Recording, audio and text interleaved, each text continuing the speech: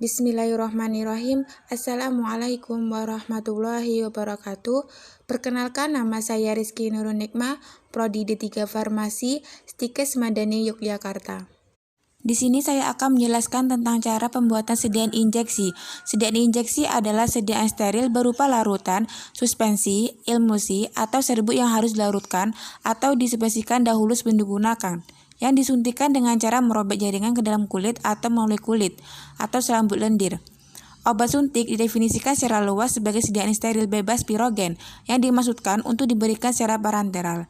Pada umumnya, pemberian dengan parenteral dilakukan bila diinginkan kerja obat yang cepat, seperti pada keadaan gawat, tidak sadar, tidak dapat atau tidak tahan menerima pengobatan melalui mulut atau oral, atau bila obat itu sendiri tidak efektif dengan cara pemberian lain.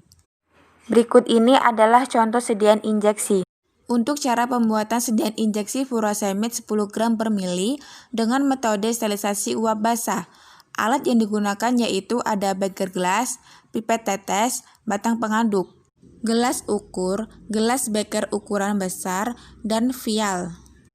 Kemudian untuk bahan yang digunakan ada furosemid, NaCl, NaOH, dan Aquades. Untuk cara pembuatan sediaan injeksi furosemid ini, langkah yang pertama dibuat sediaan furosemid sebanyak 50 ml yang sudah ditimbang, dilanjutkan dengan memasukkan dalam beker gelas dan tambahkan sedikit air sebagai pelarutnya.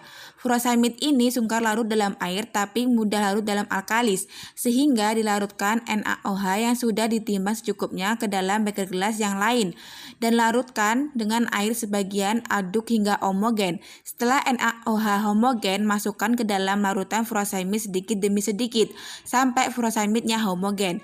Tujuan penambahan NaOH agar furosemid dapat larut dalam pelarutnya karena sifatnya alkalis. Setelah furosemid homogen, ditambahkan NaCl untuk sebagai pengisotonis, aduk hingga homogen. Dilanjutkan dengan cek pH. pH pada injeksi furosemid berkisar 8,5 sampai 9,1. Setelah dicek pH, cukupkan dengan menambahkan Aquades sehingga volumenya sampai 50 ml. Kemudian aduk hingga homogen.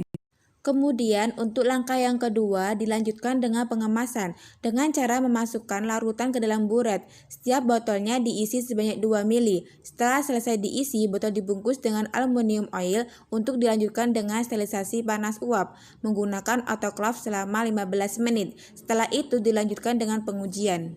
Setelah itu, langkah yang ketiga untuk pengujian karakteristik. Yang pertama, uji kebocoran dengan cara digunakan kertas coklat dan dibungkuskan pada botol sediaan dan digelindingkan. Setelah itu dilihat apakah ada kebocoran atau tidak.